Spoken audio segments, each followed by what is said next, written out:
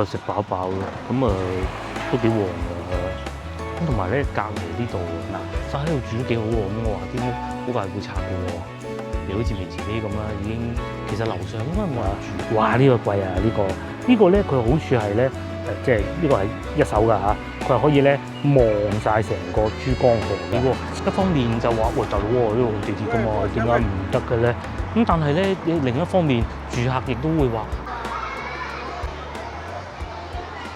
Hello， 各位觀眾大家好啊！我而家所在位置係芳村悅城路。今集影片係咁嘅，咁之前咧就有觀眾留言過，叫我去可唔可以揾下佢曾經生活過嘅地方。終於又有觀眾留言啦。咁觀眾咧要求去大拆同埋小拆啦。好老實講，我以前並不知道呢個地方嘅。因為眾所周知，夫人喺呢邊附近長大嘅，所以咧佢就會比我懂得更多。今日咧就過嚟行下，不過咧今日只有得我一個人嘅啫。我而家先嚟食啲嘢先。好遇到小朋友返學喎，應該係小學生嚟嘅。至於我咧就喺前邊嗰度慶華小食店食魚蛋粉啊。魚蛋粉即係早餐啦，我先至再帶大家周圍去啊嚇。呢度咧會有兩個餐廳非常之出名嘅，第一個咧就係我哋今日要去嘅。慶華小食店食魚蛋粉，咁另外一間咧就係佢隔離嘅明泰煲仔飯。咁早就梗係唔食煲仔飯嘅，先食個魚蛋粉先。呢個車停住喺度食魚蛋粉，同學仔返學㗎，應該唔係小學生嚟，應該係幼稚園嚟嘅。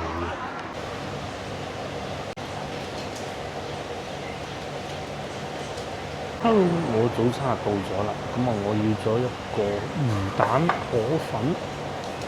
10蚊嘅嘢只要，通常咧喺廣州啦嚇，好多時候咧以前我哋細嘅時候咧都係唔會出去街邊食早餐，一來冇錢，二來咧當時街邊早餐檔亦都冇咁多㗎。咁久而久之咧，因為工作繁忙啊、時間緊迫啊，同埋早餐檔越嚟越多啦嚇，咁我哋會習慣咗出去食嘅。以前都係早啲起身屋企煮好，再翻工啊或者翻學，有時候要帶啲小朋友啊，開始就會變成要喺街邊食早餐咯。久而久之有啲餐廳都做得幾好，包括其中我哋而家今日嚟呢間啦嚇。我要咗一個牛丸河，呢個牛丸河只需要10蚊，會有炸魚皮啦，擺喺生菜上邊嘅，會有肉卷啦，呢啲應該肉卷吧。有魚皮角啦，有魚蛋啦，有牛丸啦，下邊係粉咧可以要河粉啦、米粉啦同埋麵嘅。聽咧都係老婆帶我嚟試嘅，據說佢哋以前都係喺綠居路裏邊㗎。綠居路咧係整個芳村美食嘅發源地嚟嘅。佢嘅湯底咧同我哋平時出去外邊食嗰啲湯底唔同嘅，係呢一種顏色嘅。應該係老細落啲腩汁落去算嘅啫，佢用料都唔馬虎啊！粉唔係用優粉，即係透明嗰種。生菜咧全部都係呢啲摘到細細條嘅，其實佢仲落咗少少炸蒜頭嘅，呢啲都係好脆，試下先啦。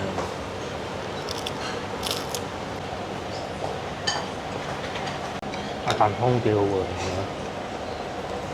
佢啲材料係幾好喎。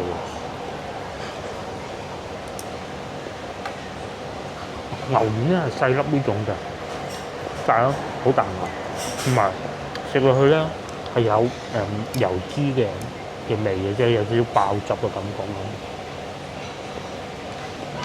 如果冇嘅話咧，冇波啊！呢啲細粒嘅肉丸好食啊，太大粒得個質感，得個畫面嘅啫嘛。通常我哋去潮汕好多鋪頭都係細粒嘅。呢個都好緊實喎，唔係散收收嗰種感覺。大家知唔知咩叫魚皮角啊？魚皮角咧，佢個皮係用魚肉做嘅，係咪因為咁所以做咁緊實咧？我唔知。但係細個咧食魚皮角咧，確實我睇見個老師傅係攞魚肉落去搓嘅，當時食到會再腥啲咯。食飽飽咯，都幾旺㗎。同埋咧隔離呢度就係明太煲仔飯都食過不少次。佢喺舊店嘅時候我都食過嘅。咁以前價錢更平嘅。點講咧？嗱，通常咧啲小食店咧，佢其實唔會話吸引到太多嘅遊客㗎。咁因為遊客得多咧，其實本地人咧就唔中意啊。咁久而久之，出品變差啦嚇。咁咧，佢一個做法咧就會加價啊！咁但係咧，慶華呢邊咧係冇加價咁滯，因為而家咧我食緊嗰碗都係10蚊嘅咁大把魚咁多料，咁但係咧佢確實係明太啊嘅性價比咧比以前要差咗好多下嘅都，因為我試過喺佢舊店喺綠居路嗰度食，哇無與倫比，我甚至乎可以講係咁，但係相比之下咧，依家咧就可能遊客多啲啦嚇。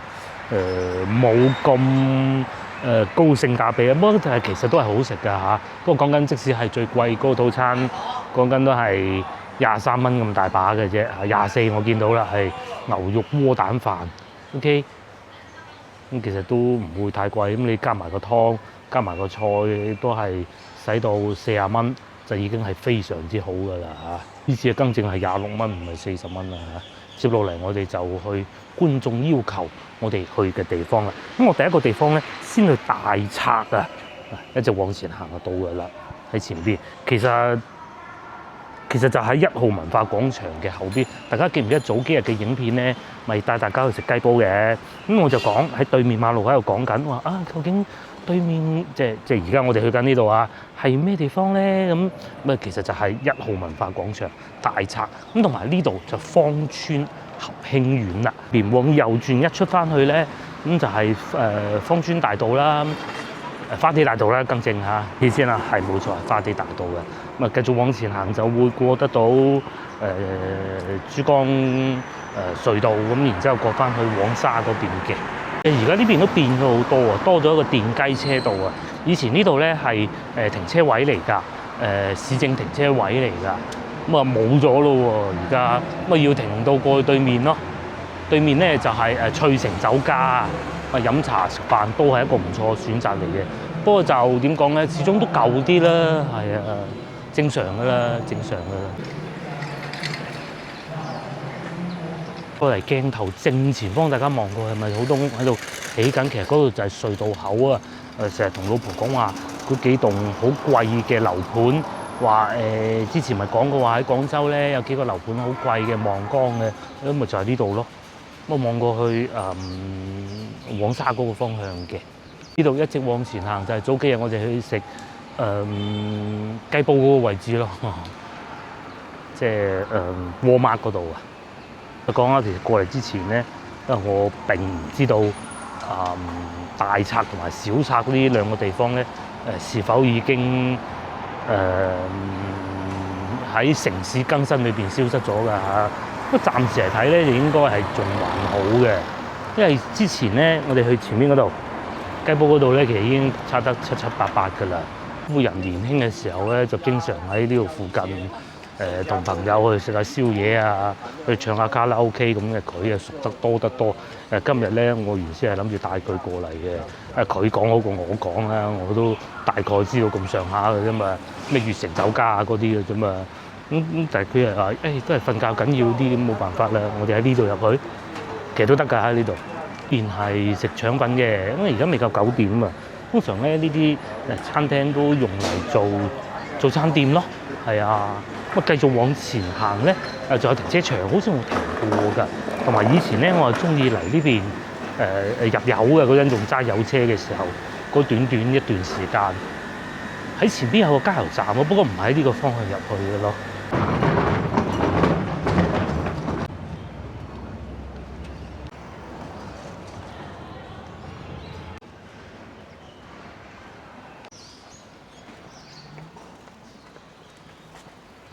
所以咧，我哋越嚟越接近大拆小區。咁咧，究竟呢個名係點嚟咧？咁我上網查過下資料嘅，原來咧又係同種花啊有歷史淵源。因為芳村咧以前就係種花賣花嘅地方嚟嘅。初出現大賊同埋小賊呢個名嘅時候咧，其實就係喺關於一條河流啊，大賊溪同埋小賊溪嘅。清代咧呢度係屬於賊溪鄉，即係策略嘅策，溪就係溪水嘅溪啊嚇。咁後來咧先形成大賊直街、小賊直街。咁換言之咧，就係我哋而家行緊呢條路啊嚇，咁好有可能以前就已經係河邊嚟㗎，直頭係河流或者溪澗咁嘅地方咯。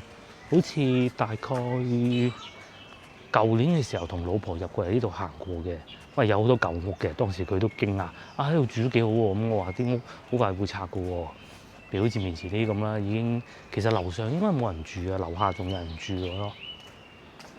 我圍住自己嘅花園嘅，又或者種咗啲竹啦，我自成一角。我咧亦都叫做涌尾咁嘅名㗎。咁但係而家應該都係租晒俾啲外地人喺度做生意，講普通話咯喎。同外邊真係好唔同喎。入到嚟裏邊咧，見到好多呢啲屋係又唔算舊屋嚟嘅，但係裏邊有一個院庭院咁嘅咯。啲路啊唔係直嘅，真係諗唔到咧，一步之遙咧往前行少少就可以去得到廣州近期嘅最貴嘅樓盤啊，起緊嗰度。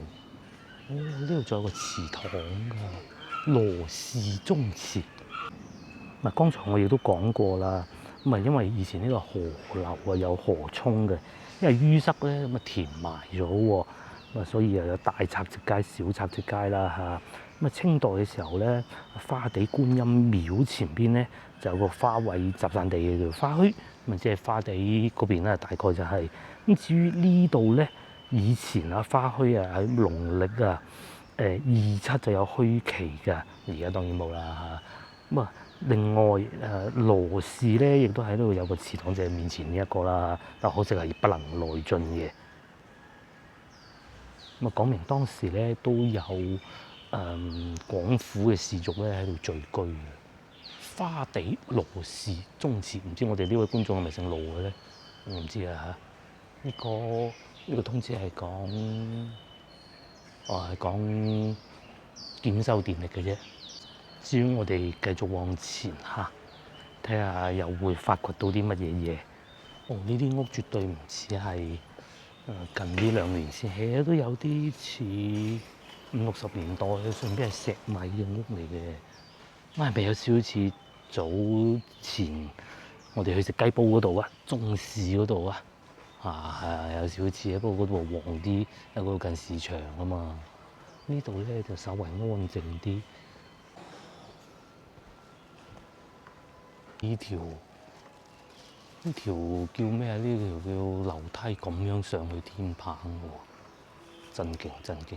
呢都係自建房嚟㗎啦，好多都係嘅。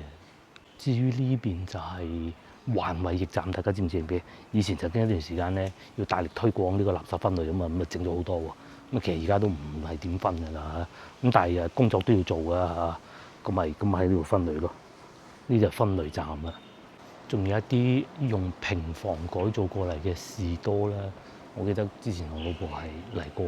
我哋而家行緊呢度咧就叫大賊直街嚟㗎啦。哦，仲有雞蛋花樹，又係同老婆去食雞嗰集咧，又見到雞蛋花。呢棵好似仲靚啲添，喺外邊種唔種到嘅？雞蛋花就係咁樣樣嘅啫，好香㗎。佢係唔紅嘅，通常花都係引誘啲蜜蜂去採蜜，然之後散播花粉嘅啫嘛。咁啊，佢呢個係香嘅，就唔係紅嘅靠。一種清香。我哋繼續往呢個方向過去。咁再往前行咧就係小賊嚟㗎啦。通常我哋睇呢個地方會唔會夠古舊咧？睇下啲樹嚟知啊！呢棵樹好誇張，好大好大棵。木都確實多，大屋嗰啲樓房咧，房屋咧確實係有啲舊，同埋好多都真係荒廢咗，譬如好似呢啲咁，應該都冇人住㗎啦。嗰個冷氣機應該係貨一樓用嘅啫。哇！哇！呢啲屋好舊啊，後邊呢個要咁樣爬樓梯上去啊，樓上有冇人住嘅咧？應該都有嘅。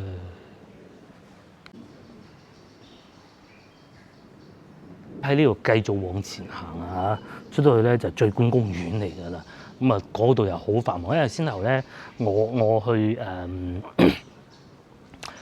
去濕花口嗰邊充電，充完電先揸車過嚟嘅啫。咁啊過嚟嘅路上咧，啱好8點，哇！超級繁忙。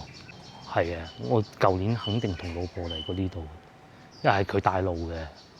喂，前邊呢度就係近小拆㗎啦，應該係。我再出去就係、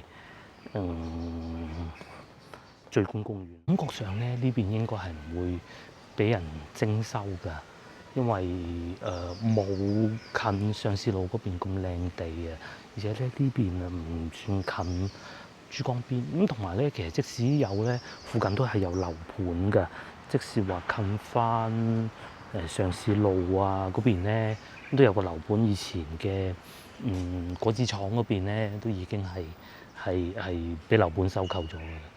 呢度大拆12巷裏邊係咁嘅喎，不如行下啦。而家城中村就咁嘅，以前就都係咁嘅。哦，有阿叔叔行嘅喎，一人一個陽台，自己喺裏邊住咁，應該外邊出得翻去㗎。同埋咧都係會有危房㗎，危房勿近。哦，出翻嚟又係呢度，呢度係大拆嚟，有變化。咁啊，感覺上咧大拆比小拆係要大得多㗎嚇。先頭我哋就喺呢度過嚟㗎啦。呢度一出翻去外邊就係醉觀公園，我哋去醉觀公園行下。咧呢度係比外邊花地大道北嗰邊咧係安靜得多㗎。哇，都有不少隱世美食嘅。但係咧前邊啊，喺前邊往左，我最熟悉嗰個叫寶物園嘅地方咧就執咗啦，係真係可惜啊！嗰疫情嚟講啊，大家仲記得芳村啊曾經有個疫情啊封晒整個芳村，大家應該記得㗎嗬。咁當時咧咁解封啦嚇，解封之後咧嚟芳村咧，我做最先去嘅2間餐廳咧，一個就係先樓銘泰煲仔飯，第二個就係寶物園。就係呢兩個地方。而家寶物園咧，嗰邊係近醫院嘅，當時都15、16㗎嚇，咁啊叫帶大家過去睇下咁解嘅啫。而家當然冇事咧。好啦，呢度入去就係大拆及小拆啦。咁前行咧，前面有個小學叫做康有為紀念小學。咁至於對面咧就醉觀公園。我睇下過馬路先，喺呢度過馬路，係啦。外邊呢度都有啲係加裝咗電梯嘅，不過呢啲應該同條村冇關係。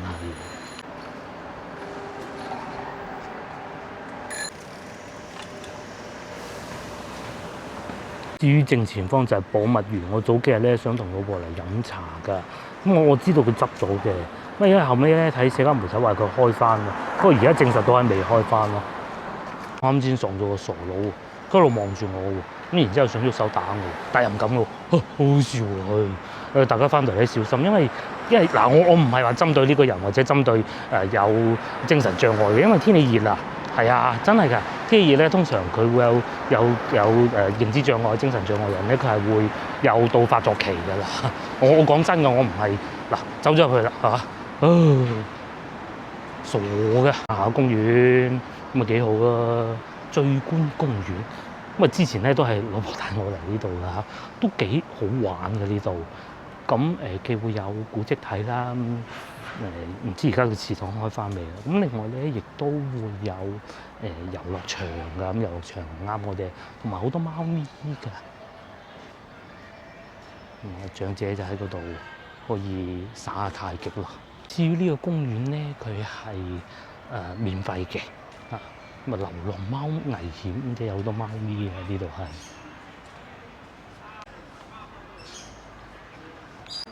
好多人喺呢度捉棋打發時間，咁啊同啲樹木喺度做下運動，帶啲小朋友過嚟行下咁嘅。咁點解我要嚟呢度咧？因為我先頭所講嗰個樓盤咧，就喺正前方啊，咪有貓咪先，都幾醒目嘅啲貓咪，佢知道邊個會俾嘢佢食嘅。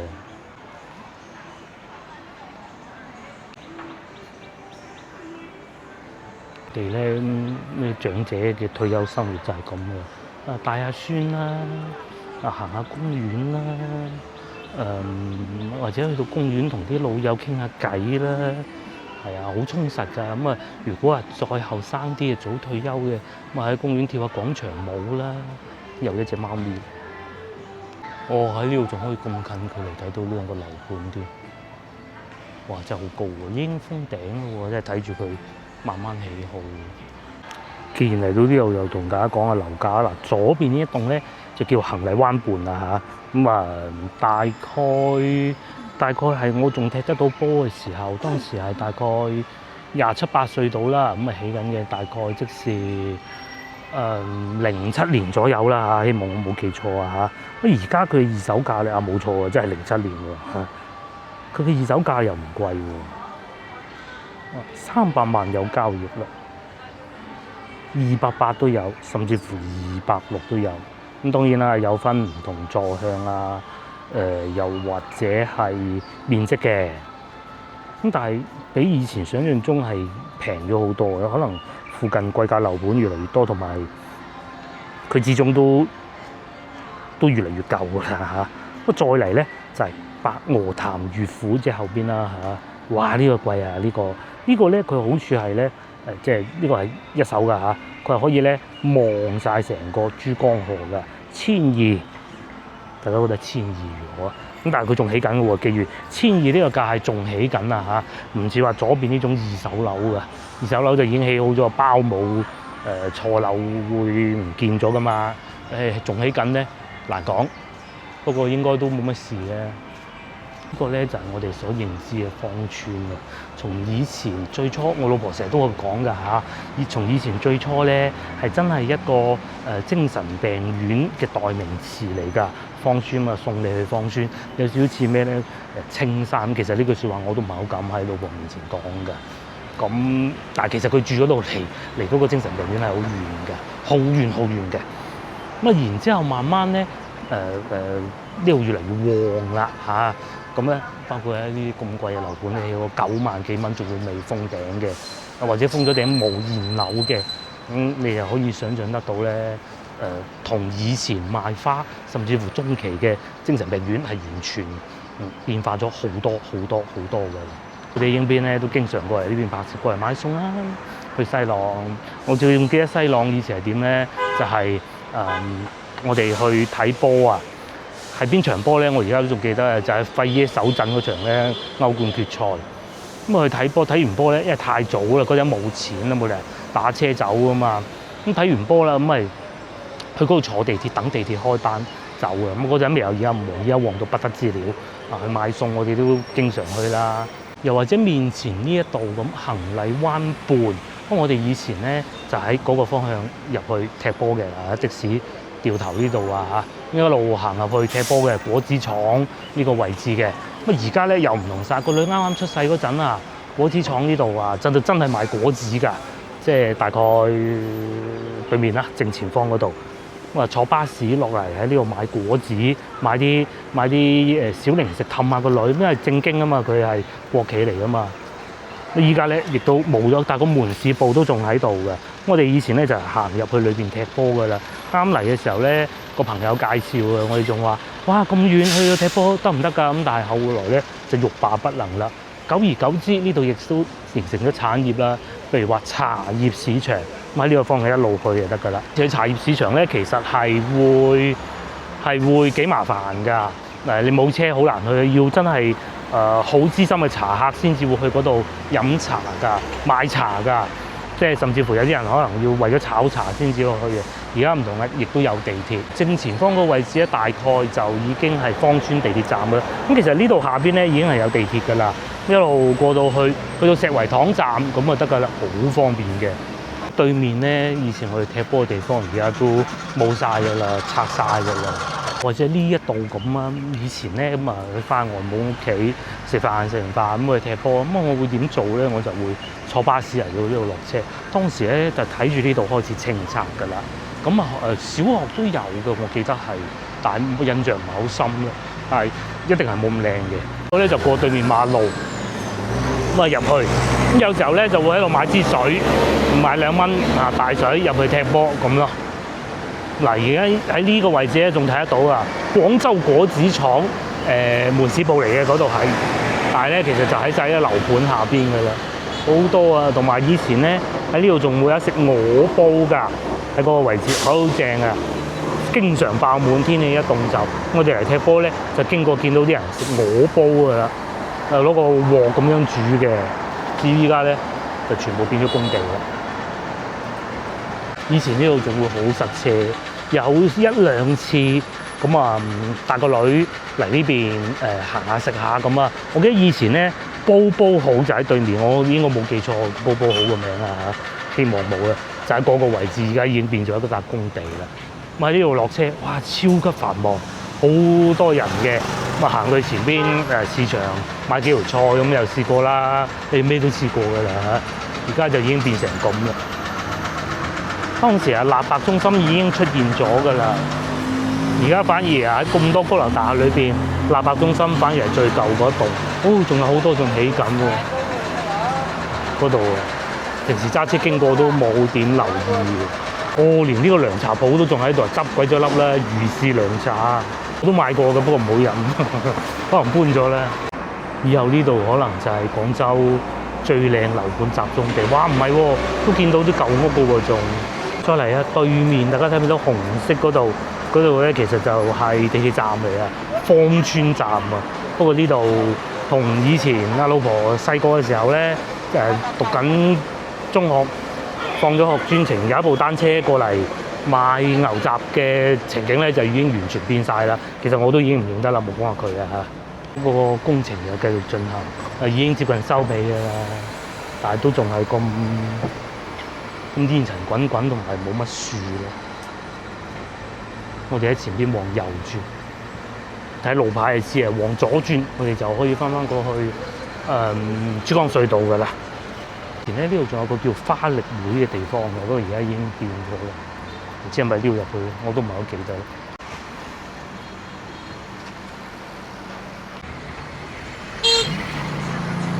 哦，呢度咧早幾日好似係呢度上過新聞喎，話佢哋小區咧，即係呢個位置啊，特登圍住啊，係唔俾人入去地鐵站啊，因為咧係屬於佢哋嘅呢條路，但我唔係好肯定啊。嗱，嗰度係咪寫住封閉小區禁止通行？係啊，而家仲係咁噶。咁佢咩意思咧？即是話咧，裏邊嗰啲居民啊，佢係唔可以行過呢個口。係去坐地鐵㗎，咁啊各說各有理喎。一方面就話喂，大佬喎，呢度去地鐵㗎嘛，點解唔得嘅咧？咁但係咧，另一方面住客亦都會話喂，大佬呢度我屋企嚟㗎嘛，你喺我屋企門口行過，咁又好似唔係好啱嘅喎。咁啊各有各嘅道理咯。而家仲封住添喎，張鏡頭一擰過對面，咪就係上星期去買雞嗰度咯。仲以為佢嗰度已經處理好咗，係可以通行添。即係，我以為佢係封住外邊條路，原來封住裏邊其他即係喺裏邊嗰啲居民啊，唔係咁。繼續行啦，繼續行就前邊就已經係花地城，即是上星期我哋行過去好有多嗰個位置咯。咁啊，繼續往前行轉右就可以去翻到我哋停車嗰個位置。其實呢度咧亦都係好近大拆㗎啦嚇。靚仔，想問下你嗰隻金融船喺？呢啲路咧新起好，全部都係暴晒嘅，陰公喎，一棵樹都冇。天氣再熱啲真係攞命啊！呢度咧仲會有巴士啊，5分鐘一班。嗰啲小巴嘅話，不過2蚊啊，貴啲喎。去到咩地方啊？百花路、榮興路、保利。咁喺地鐵上過咧，有好多地方嘅唔起得屋嘅喎，點辦咧？就變咗做停車場啊！呢度平過5蚊啫。於上星期我哋行到嗰個市場咧，嗰個位置就行得到入去㗎啦。全部變晒紅色水馬封住咗，係啊，喺呢度入去。咁對面亦都係會拆㗎啦嚇，快㗎啦，快㗎啦。而家開車冇乜點留意，又或者拍攝俾大家睇。今日咁啱經過，又帶大家睇下。呢度都有得飲茶嘅。先頭咧行過巴士站咧，有個靚女問我姐姐啊，佢話：嗰個以前金龍船去咗邊咧？如果我冇記錯咧，應該佢講緊呢個，因為呢度以前咧係好似條船咁樣樣㗎。喺呢度變咗咩咧？變咗都係有餐廳嘅，咗撲撲超市。變咗西餐廳，咁前邊好似仲有一個茶樓㗎，同以前比爭好遠啊！以前嚟到芳村要氣派少少飲茶食飯嘅，就2到3個地方啦，廣州酒家一個呢度，咁廣州酒家都好似仲喺度，我唔係好記得。咁仲有先頭花地灣嗰度嗰間啦，滿記係嘛？我都唔係好記得啦。仲有做美容嘅啦，又或者家具店咯。咁前面仲有啲小食店，同埋呢個叫做1號文化廣場啊。上一集都同大家講過嘅啦。仲有炭佬雞煲，個笑好笑。咁呢個咧嗱，花地聯社啊嚇，咁即係佢聯社咧，即係村咁解，又或者幾個村咁樣發展呢個項目咁嘅。咁咧賺到啲錢咧，村咧就可以改善生活啦，發咗佢啊，林林總總啦，未必有咁多茶飲啊。咁但係呢個位以前咧，如果冇記錯咧，就係漁村啊，東江係啊，東江啊嚇。我而家已經變成咁啊，福滿喜宴。下次同老婆可以來試下嘅，好闊落嘅裏邊。於呢度仲有榕樹頭炭佬雞煲，不過已經執咗笠啦。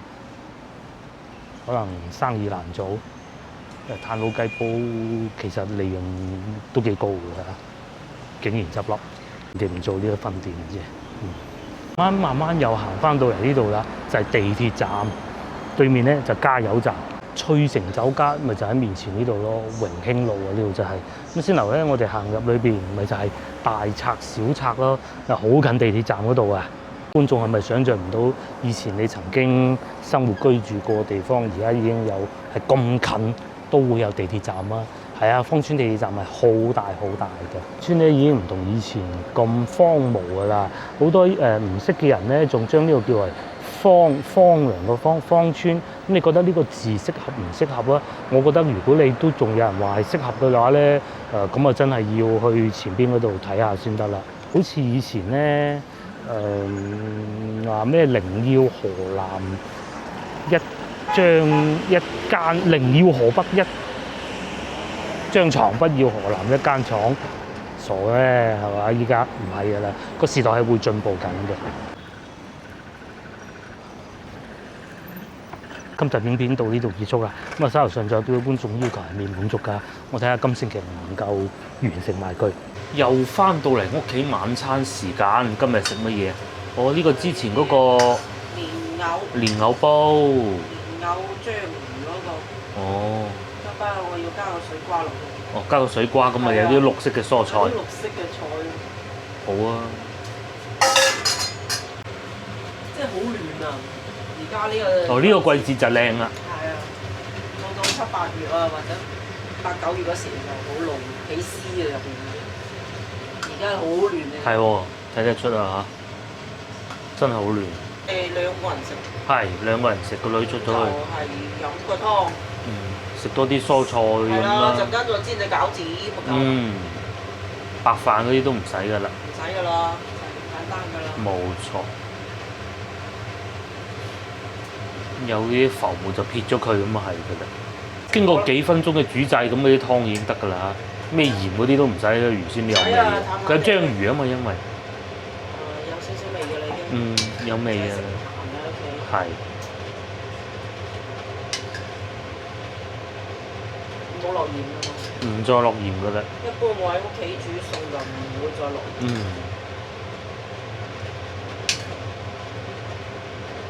至於呢一袋咧，就係我哋早幾日喺市場買嘅餃子咯。呢度17.8蚊係嘛？啱好1斤，好似係人哋臨收工之前買嘅。咁啊，等陣煎餃子。接落嚟啊，到個平底鑊出場啦，咁啊用嚟煎餃子，攞少少油，熱到佢先，好克制啊落油都。聽講話咧，用嗰啲橄欖油會再健康啲嘅。橄欖油喎，但係唔可以咁樣喎。咁煎餃子好難喎，係啊橄欖油。橄欖油攞嚟燶，唔可以大火。咁即係煎嘢都係要用翻花生油啊、粟米油嗰啲咯。係啊，你睇人哋嗰啲多數都係攞嚟燶嘅啫嘛。嗯，橄欖油健康啲。係。不過好似中國冇橄欖啊，少啊，少。所以就會比較貴，基本都係進口。嗯。有冇橄欖啊？真係有都唔多咧。有得唔多，冇話大規模種植嗰種。係。因為我哋夜晚一個人6隻左右啦嚇。差唔多嘅啦，其實都。咁啊，大家見到哇，啲餃子咁樣等我得唔得㗎？梗係得啦嚇。2、4、6、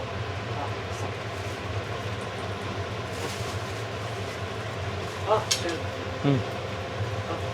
咁賣嘅時候咧，一定要叫阿師傅咧灑多啲粉落去啊！如果唔係，佢會黐埋一齊，咁就基本上唔使要嘅。佢嘅餃子你要攞水煮開佢咯，就唔可以好似先頭咁攞隻手逐隻等落去嘅。趁佢夠熱咧，灒啲水落去，因為冇水咧冇蒸氣咧，佢就唔熟嘅。啲水先至有蒸氣啊嘛，淋咗嗰啲粉係啦。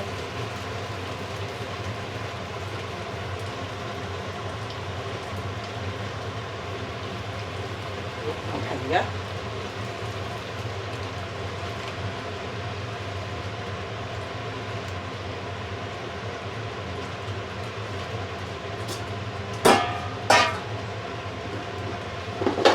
咁喺呢個狀態下咧，就吸蓋，等佢嗰啲水加熱啲餃子，加熱到某個狀態啦，就揭起佢，咁就得㗎啦。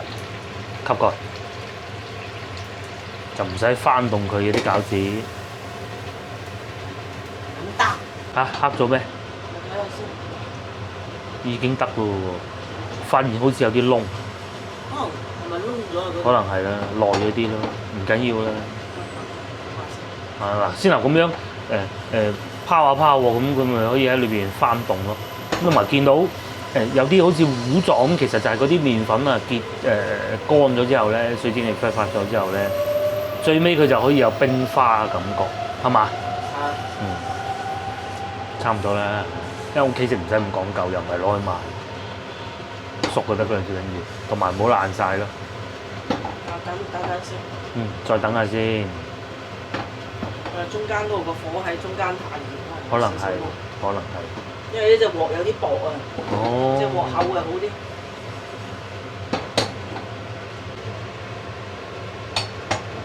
我想睇佢嗰啲乾啊。嗯。等到佢啲乾身晒，可以啦。我燶啲啊好啲。嗯。哦，可以啦。因為如果太早揭嘅話咧，佢啲水分會流失得更快。其實驚佢唔熟嘅啫，驚佢唔熟又怕燶。少煎耐少少。嗯，再煎下先。佢俾咗咩餡喎？係咪韭菜？應該係啦。咁綠嘅。嗱，咁啊已經有嗰啲花紋㗎啦，冰花我哋叫做。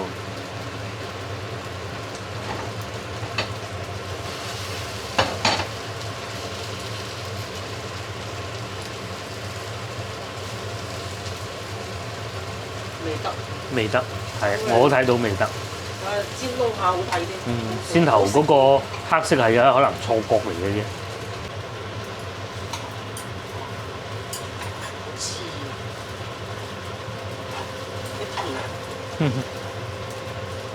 好似嗰啲咪可以夾咗佢走。終於可以啦。嗱，又唔會太油啦，少少油啫，自己煎好簡單嘅。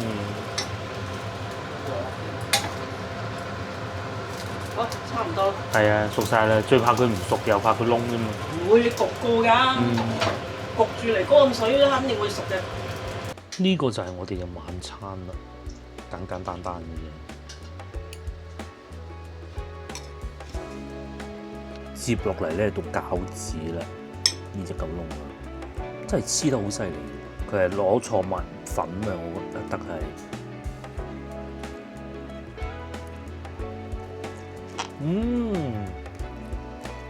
非常美味。